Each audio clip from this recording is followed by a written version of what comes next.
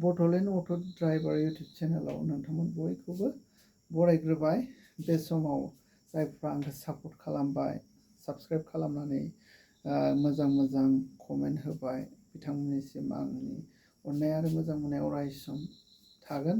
आरो जायफ्रा आंनि चेनेलाव गोदान, अननानै आंखौ सापर्ट खालामदो, बेल आइकनखौ थुनानै ला, जाहाथे आं मोजां मोजां कन्टेन्ट लाना फैयोब्ला नोंथांमोना नुनाय बायदि।